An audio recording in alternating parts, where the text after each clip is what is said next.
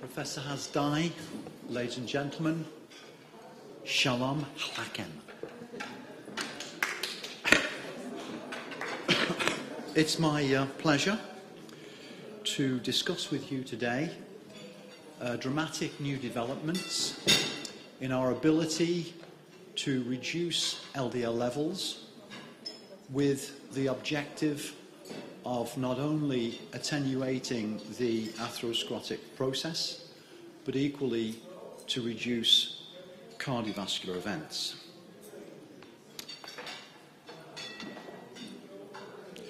My disclosures. I'm sure you're familiar with the most frequently cited publication in the medical literature. This is the Interheart study from Salim Yusuf, 52 countries worldwide, and in that study, Salim identified dyslipidemia with an excess of cholesterol transported in atherogenic lipoproteins to account for more than 50% of the population attributable risk for the first acute myocardial infarction. As you're well aware, there are a number of additional risk factors which impact the arterial wall, and essentially these risk factors are genetic, but they are equally environmental. Over time, as a function of the global risk of any individual, they lead to subclinical atherosclerosis, which ultimately may be expressed as a cardiovascular event. There are several critical features of the development of atherosclerotic plaques, particularly cholesterol deposition, intraplaque inflammation, oxidative stress, and calcification. One of the most significant recent developments in our understanding of plaque instability and plaque rupture focuses on these small structures, cylindrical structures, which you see in this ruptured coronary plaque. These structures are actually crystals of pure cholesterol, primarily derived from LDL. What we know is that these crystals drive increase in the volume of the plaque, but very importantly, they can lead to tears in the fibrous cap and ultimately to rupture, and they equally lead, when they are taken up by macrophages, to macrophage apoptosis, which leads again to formation of the necrotic core and plaque expansion. Now, the FDA has been telling us for many years that LDL is a surrogate marker of cardiovascular risk and of the atherosclerotic process. I would submit to you today that that situation has changed dramatically as a result of considerable evolution in the database over the last 5 years. In fact, today we can now recognize the fact that LDL is a causal, and I repeat, causal factor in the pathophysiology of atherosclerotic vascular disease. There are many lines of evidence drawn from animal models, from familial hypercholesterolemia, from interventions in the randomized controlled trials with statins, from molecular genetics, and also from studies of the effect of reducing LDL on plaque stability and reduction in events. We don't have time today to discuss all of that evidence, but the European Atherosclerosis Society, towards the end of this year, will be publishing a consensus document to substantiate the argument that LDL is a causal factor in this disease process. Now, with respect to plaque stabilization, we know that lower LDL levels are associated with less vulnerable and more fibrous coronary plaque phenotype, which harbours smaller lipid content, a thicker fibrous cap, and a lower prevalence of thin cap fibroatheroma. The impact of LDL on plaque stabilisation is greatest from imaging studies at concentrations of LDL less than 50 milligrams per decilitre, and these findings clearly emphasise the importance of low LDL levels as an effective approach to stabilise plaque in patients with incident coronary disease and high residual cardiovascular risk. This is a composite slide taken from the intravascular ultrasound studies of Steve Nissen and Steve Nichols, and basically what they showed is that the percentage atheroma volume ceases to increase when LDL levels are reduced to less than 70 milligrams per decilitre. It is not an accident that the European Society of Cardiology and our society, in our 2011 guidelines, focused on a target of 70 milligrams per decilitre as a target in very high-risk patients to stabilise plaque, ultimately perhaps to regress plaque to a small degree, but above all, to reduce cardiovascular events. Now, there have been a number of hybrid imaging trials around the world. In Japan, our colleagues were amongst the first to use optical coherence tomography associated with non-invasive ultrasound imaging, backscatter, grayscale imaging. And basically what you see here are very nice correlations. As you lower LDL, you decrease plaque volume, you decrease lipid volume, you increase the proportion of fibrous content, primarily collagen, different types of collagen, a lesser degree of proteoglycans, and fibrous cap thickness increases as LDL levels decrease. Obviously, the decrease in LDL cholesterol is associated with attenuated inflammation primarily due to the formation of macrophage foam cells.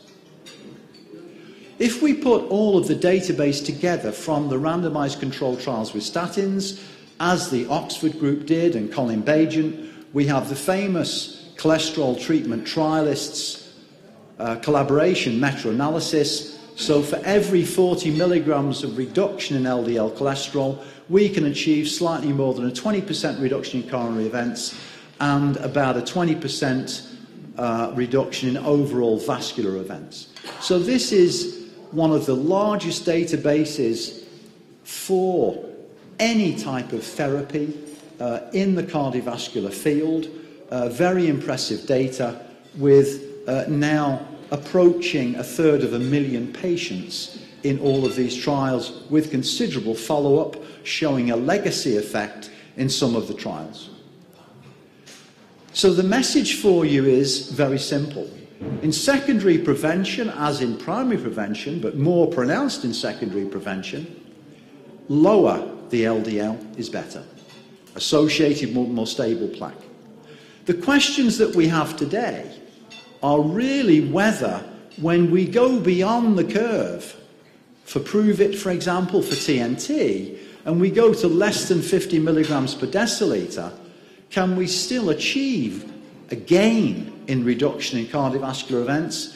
And certainly we know from the IMPROVE-IT trial that if we come down here to 50, between 50 and 60 milligrams per decilitre on treatment, certainly we can still attain reduction in that particular instance.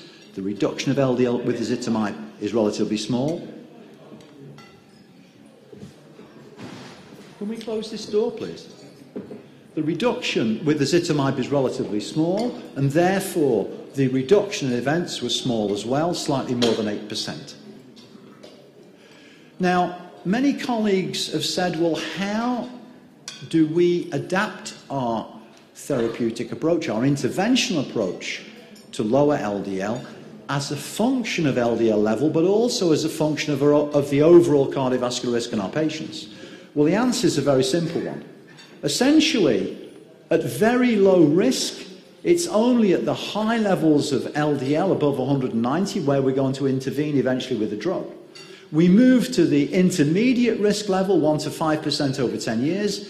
It's above 100 milligrams per decilitre where we start to consider drug treatment. But when we get to the high risk, then at all levels of LDL, based on evidence from the statin trials, from imaging trials, at all levels of LDL, we should consider the introduction of pharmacological therapy associated with lifestyle and diet.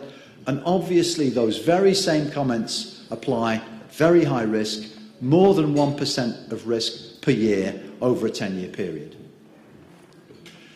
A very important question concerns the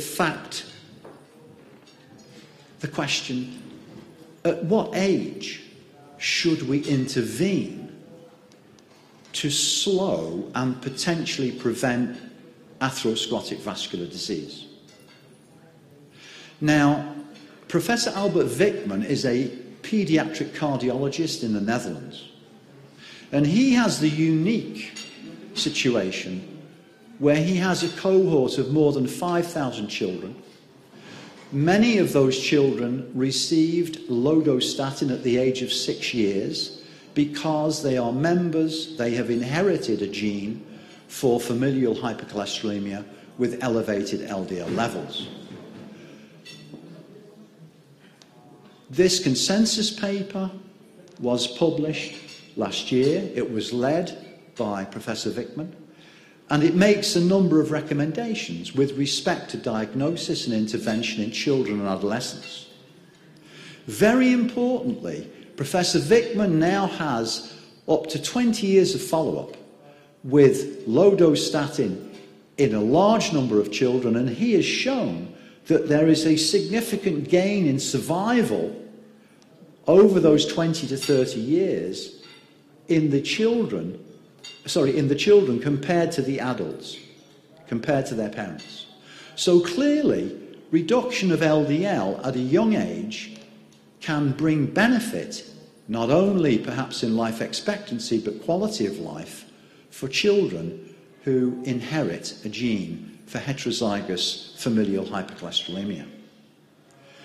In our consensus paper, we recommended a target for children with heterozygous FH of less than 135 milligrams per decilitre.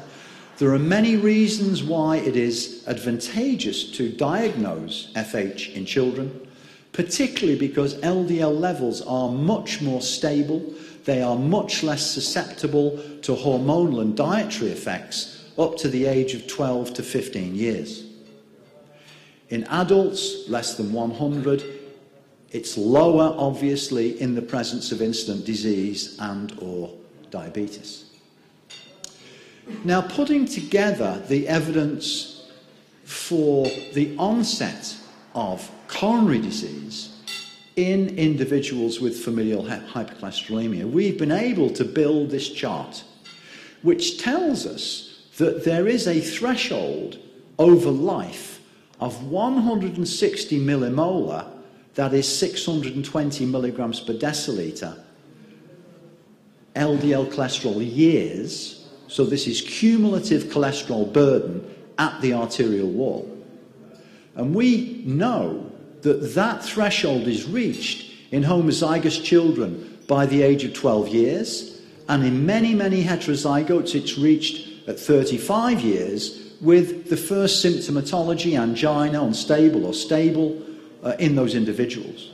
That threshold will be reduced in smokers, hypertension, diabetes, elevated triglyceride, low HDL, increased Lp(a). All of those risk factors reduce the threshold for the cumulative burden for the expression of incident coronary disease. On the other hand, the ladies who benefit from estrogen, and particularly from estradiol, have higher levels of the LDL receptor, lower levels of circulating LDL, which affords them a significant degree of protection. If we intervene with a statin, what do we see? Well, we see the earlier the intervention, the greater the benefit in terms of the extension of quality life years and potentially life expectancy.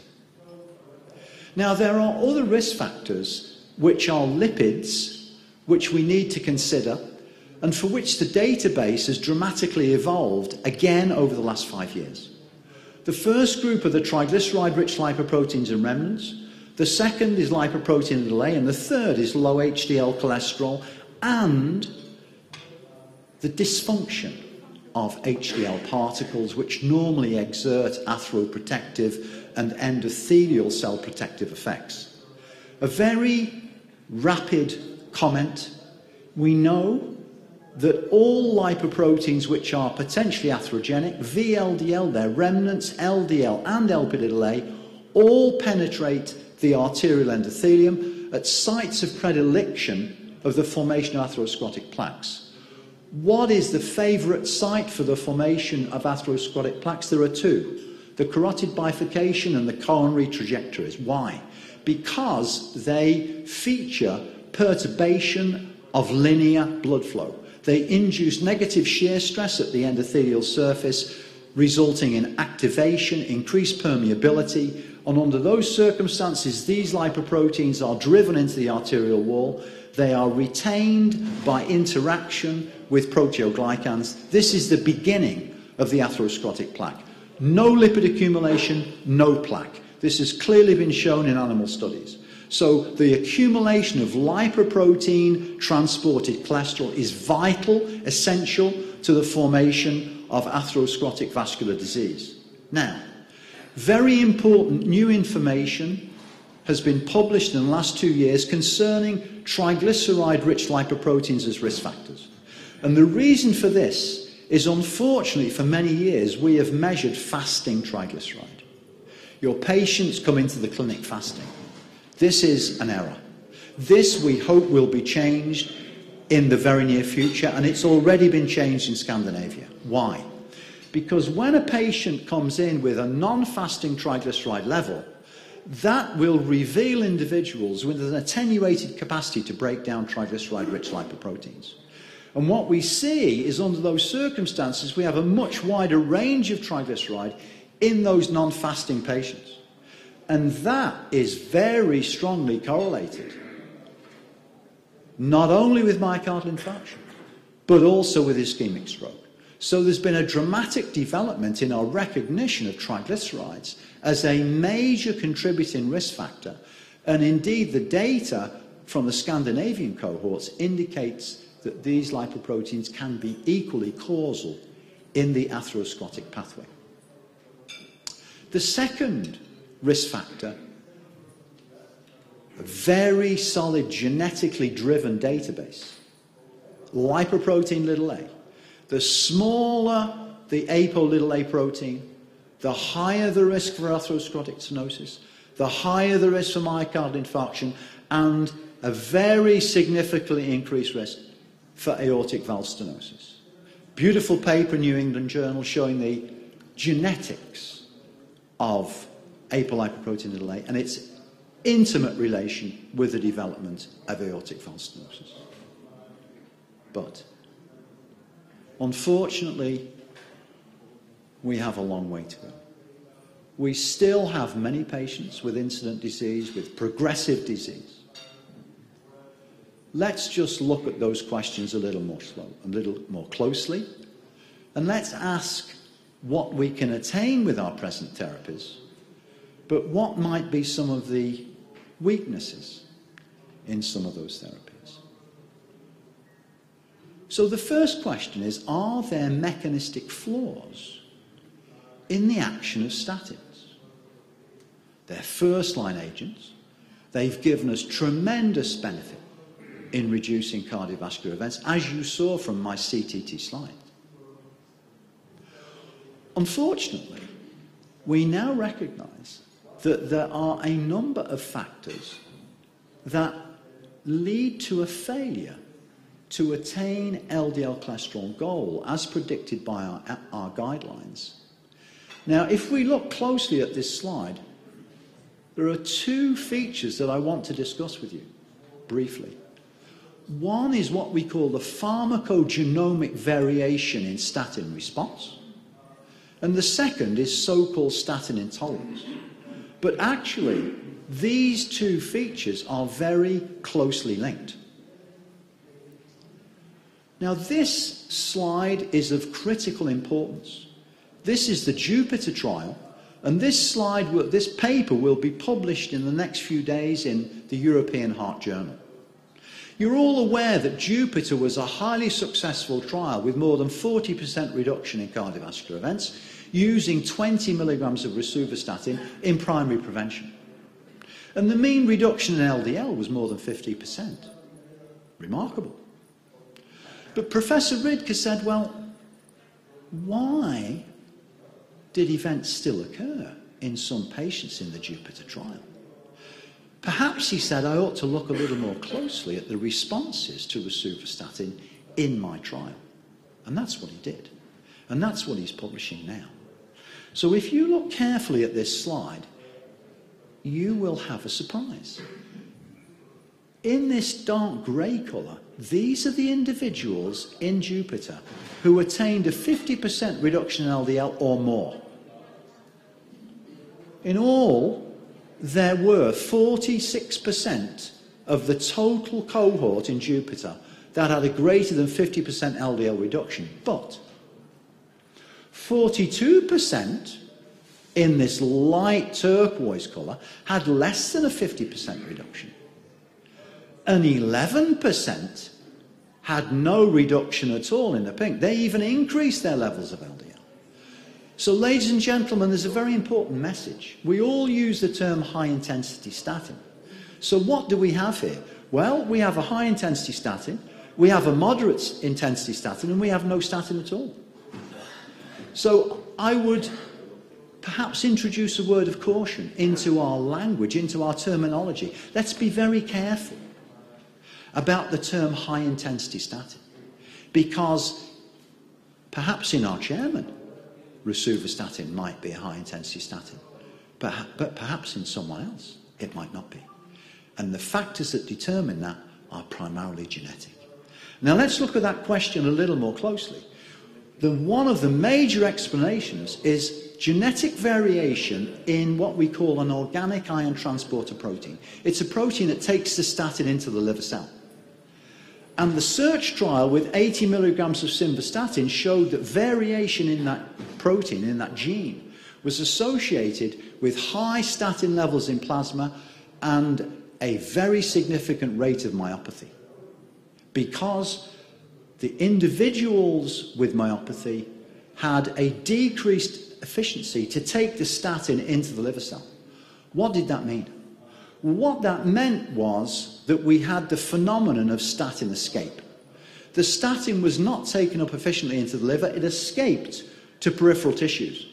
It was taken up by skeletal muscle, and we have evidence to show that this attenuates energy production in skeletal muscle, and this is in our paper in the European Heart Journal that we published in January this year. And basically, there is a great deal of evidence now for attenuated ATP production in skeletal muscle mitochondria that leads to the muscular symptoms that we know so well to be associated with statin use in many of our patients. So the current situation therapeutically in our high-risk patients is as follows. We have statins as first line in our guidelines. Ezetimibe has shown reduction of events and LDL and improve it.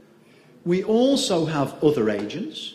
Certainly resins in the Mr. Fit trial were successful in reducing events. And we have some very costly agents for use in rare, severe homozygous FH. And then in 2001, we had the arrival of a new player, PCSK9. What is it? It's the 9th member of a family of enzymes which are called convertases. They activate inactive forms of enzymes. We call them zymogens. What's peculiar about this member is that it is expressed in the brain during embryogenesis, but in the adult, it's pretty much only expressed in the liver, the kidney, and the intestine, but primarily the liver. And we don't know, even today, what the normal physiological substrate of this enzyme is, but it appears to be itself. It undergoes autocatalytic cleavage to take up an active conformation. Now, my colleagues in Paris, as a result of the identification of two families with severe familial hypercholesterolemia, discovered the implication of PCSK9 in familial hypercholesterolemia. What they found after exclusion of the LDL receptor gene, exclusion of ApoB, was severe disease, and ultimately Catherine Boileau and Marianne Abbé-Fidel localized in this large family of North African descent a mutation in chromosome 1 in a gene called PCSK9, and that was found with the help of Nabil Saidi in Montreal. This observation led to an explosion of study, of research, focused on PCSK9. And what I would point out is that this mutation was what we call a gain of function mutation, which leads to reduction in LDL receptor activity and increase in LDL levels. So we have seen an explosion, validation of PCSK9 as a pharmacological target through work in animals and in man, and ultimately starting around 2005, the development of monoclonal antibodies targeted to PCSK9. The fact that PCSK9 can be targeted and removed essentially completely from plasma by an antibody approach is supported by the fact that there are now 5 individuals worldwide with a total genetic absence of PCSK9, 3 of them in the United States, in excellent health, 2 of them have born children. Now, the LDL receptor is the control site for the level of LDL in plasma. It's secreted, it takes up LDL, it goes to an endosome, it separates from LDL, LDL continues to be degraded, but the LDL receptors are recycled at least 100 times in their life. Now, when levels of cholesterol are low in the cell, they lead to induction of a nuclear transcription factor, SREBP2, which upregulates the expression of the LDL receptor so that the cell can obtain more cholesterol from LDL. It's a simple regulatory mechanism, beautifully demonstrated by Brown and Goldstein in Dallas. Statins reduce the cholesterol content of liver cells by inhibiting synthesis, and they, as you know, increase levels of LDL receptors, and they decrease LDL. But we have a major problem. Statins very significantly increase not just the LDL receptor, but equally PCSK9. And what PCSK9 does when it's in the plasma is it binds to the LDL receptor and it kicks in as a suicide complex. It determines the premature death of the LDL receptor. And that's what you see. So in other words, when PCSK9 is bound to LDL and the LDL receptor, it's taken up in the endosome, but it doesn't separate to allow recycling of the LDL receptor. The recycling is blocked, and both the LDL receptor and LDL are degraded. So this leads to a reduction in LDL receptor levels on the liver cell, induced by PCSK9. So clearly you see that statins shoot themselves in the foot. They don't realize their full potential to upregulate the LDL receptor. Now, what insight do we have from genetic mutations?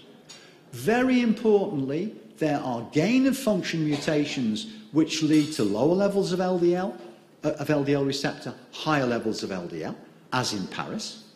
But there are equally loss-of-function mutations in which PCSK9 is less effective, there are more LDL receptors recycling, and lower LDL levels. And this is data from a number of cohorts. It simply shows you that in gain-of-function mutations, LDL levels are elevated, but under circumstances where we have loss of function, not only do we have subnormal LDL levels from birth, but equally, colleagues in Dallas, colleagues in Denmark have shown that these individuals with loss-of-function PCSK9 mutations have a substantial reduction in lifelong cardiovascular risk. So don't forget, these individuals will have had low LDL levels from birth, because that is the consequence, obviously, of these loss-of-function mutations in PCSK9. So as a consequence of these findings, I haven't presented all of them to you today, evolocumab, alirocumab, bocosuzumab have all been developed by the respective companies, and both alirocumab and evolocumab are approved both in the United States and in Europe. So when a PCSK9 monoclonal antibody is injected, what happens? Well, it binds to PCSK9 and it facilitates its removal through the reticuloendothelial system. What does that mean? It means that we have more recycling and greater availability of LDL receptors to reduce LDL on the surface of the liver cell. So here's the time course. In yellow, we inject the monoclonal antibody. It reaches a peak within about 24 hours.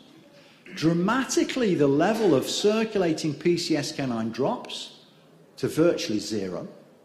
And with a little bit of a lag time, LDL cholesterol drops. As the antibody is used up, PCSK9 levels rise. And, a little bit later, LDL levels rise. So we have a strong mechanistic understanding of the pharmacokinetics, the pharmacodynamics of these antibodies with respect to their target and with respect to LDL cholesterol. Now, the question for you, for all of us, is which patient populations should we target as a priority with these new therapeutic agents? Obviously, individuals with familial hypercholesterolemia, obviously individuals in secondary prevention who are not at LDL goal, with currently available lipid-lowering treatment, and equally those individuals who are far from goal, at high risk, who are unable to comply with statin treatment, the so-called statin-intolerant group. Now, this is a composite slide. I think you may have difficulty seeing it. I apologize.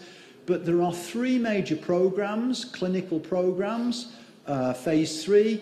This is alirocumab, evolocumab, bocosuzumab. There are studies in phase 3 across a very wide spectrum of patient phenotypes, including familial hypercholesterolemia, including mixed dyslipidemia. Diabetic patients are also included here. And these are the outcome studies. We'll look at those later. So very comparable, if you will, overall studies in these different patient groups with the different antibodies. Suffice it to say that bocosuzumab is somewhat, will arrive somewhat later, of course, than alirocumab and evolocumab. Now let's just look at efficacy. In this instance, this is for alirocumab, and what we basically have is efficacies that range from something like 45 to about 65 or even more % in some patients. So we have very consistent efficacy and marked LDL reduction across patient phenotypes or genotypes, heterozygous FH, high cardiovascular risk, statin intolerant, and so on. This is from FH1 and FH2 in the Odyssey program, where you see that we are looking at of the order of 50% reduction in LDL. I'm sorry, corrected for placebo. This is actually this is close to 60, this is slightly more than 50, but very significant reductions in these patients at very high risk. This is some data presented last week at the American College of Cardiology in Chicago, led by the Dutch group. One of the questions was, if mutations are different across individuals with familial hypercholesterolemia, are we going to see similar LDL lowering efficacy from these antibodies? Now, if you look, the most frequent mutations are in the LDL receptor gene. So all of the light turquoise here, these are all LDL receptor gene mutations, and you can see that there is a great deal of consistency. Something like 80% of the population is situated between about 50 and about 65% reduction. So this is far more consistent, a waterfall plot, than you would expect to see with a statin, where you would have a considerably greater distribution over a wider range, higher and lower, and you saw that on the Ridke slide from the Jupiter trial. Just look at some of the long-term. So this is Odyssey long-term, and this is in diabetics and non-diabetics. There is no difference in the efficacy, and this is out to 78 weeks. So excellent efficacy, which is maintained over time. And that's both in males and in females. Safety. Treatment emergent adverse effects. So this is actually looking at all of those effects relative to placebo. There is no signal that is significant, looking at percentage of these various groups, if you will, ophthalmological, neurological, neurocognitive in particular. There have been questions as to whether there is a signal here. I think it's very important to say that the number of so-called events is exceedingly low, but most importantly, this is observational medicine. This is not rigorous clinical examination, and therefore two trials have been designed which will use the CANTAB parameters for evaluation of cognitive impairment. One trial is Ebbinghaus in the Proficio program. The other trial is integrated into the Odyssey outcomes program. We hopefully will have some of those data 6 months, 9 months. So those trials are ongoing. There's a very, very small signal. We don't know if it's significant or not, and certainly the clinical examination here is more than superficial. So just looking at some specific TAEs, nasopharyngitis, I can't actually see here, myalgia. So these are all comparable with the frequencies in the placebo groups. So at this point in time, with the available exposure, which is up to now about 7 years in a small number of patients, we have a highly acceptable safety profile.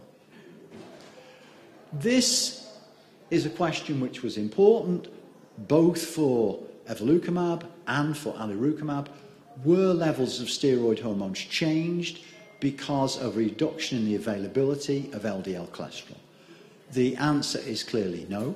There is no significant reduction in any of the steroid hormones. There is additional data to this. The numbers are comparable with placebo. They are within the normal range, be they in males or be they in females. So there is no signal in terms of steroid hormone level changes.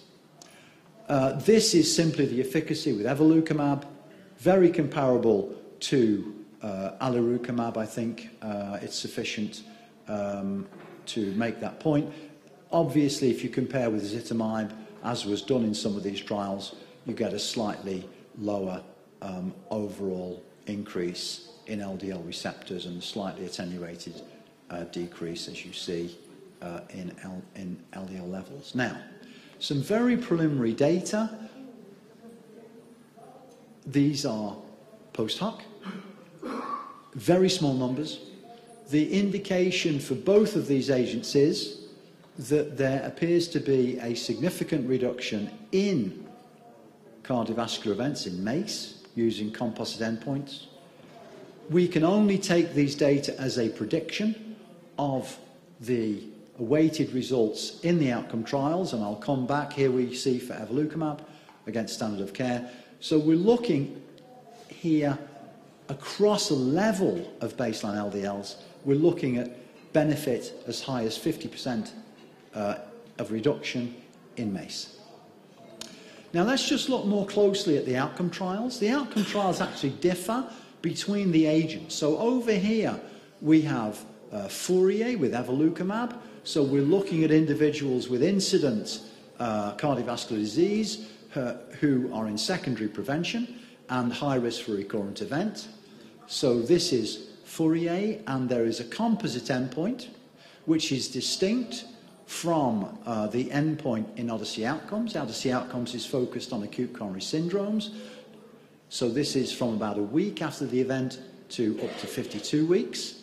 Slightly smaller trial, but both trials have targeted a baseline LDL on statin treatment, perhaps with ezetimibe, slightly above 70 milligrams per deciliter, and I believe that the levels, the mean levels are around about 90. The levels in the SPIRE trials with bocosuzumab will be slightly higher, particularly in SPIRE 2, and there's very little information at the moment on the profile of patients recruited into the SPIRE trials. Now, I mentioned to you that there is now evidence for the atherogenicity of triglyceride-rich lipoproteins. Therefore, it is relevant to know whether these monoclonal antibodies reduce levels of those atherogenic particles. It's equally relevant to know whether they reduce levels of lipoprotein A. Now, this is data that was shown last week in Chicago at the ACC by Evan Stein, and basically we have a statin-like response. The higher the triglyceride level at baseline in your patient, the greater the response you can expect with one of these antibodies. This is true for evolocumab. It's equally true for alirocumab, and those data were presented in Chicago last week.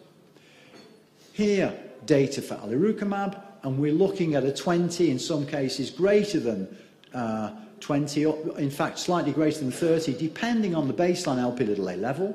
So clearly, one of the questions for us is, will we see additional impact on cardiovascular events in the trials in the individuals with elevated triglyceride at baseline and or with elevated levels of Lp(a)? This is going to be very interesting. We won't have definitive answers, and we won't have the definitive answer to the Lp(a) question until we have an intervention trial with the antisense oligonucleotide, which will start apparently later this year. So all of this information is freely available on the website, which we created a couple of years ago with my colleague Henry Ginsberg at Columbia. A number of you are members of our editorial board. There is no cost. It's a purely educational site, and there will be downloadable slides quite soon, and also a literature resource. We try to do real-time reporting and discussion on that site. So the final question is, which populations of our patients should be prioritised for this innovative therapy? Well, clearly, we know the homozygous FH patients, particularly those on LDL apheresis, that is not a question. It's obvious. But equally, we have individuals with heterozygous FH on a maximally tolerated statin. Those individuals very frequently, almost always, are not at goal. We know that 80% of FH patients in the Netherlands are not at goal. And a very important group, those at very high risk with clinically documented atherosclerotic cardiovascular disease, LDL above 140, and also those at high risk with at least one major associated risk factor, no treatment until age 40, and LDL above 200. So this is the critical group here, the group with incident disease, very high risk, LDL not at goal, and obviously we targeted 140 and above as being the group that should benefit from these inhibitors, because a 50% reduction will get us to the ESC/ES goal of 70 milligrams per deciliter, where we can predict stabilization of plaque, reduction in events. I'd like to thank you very much, and I'd like to say, Toda Rabba.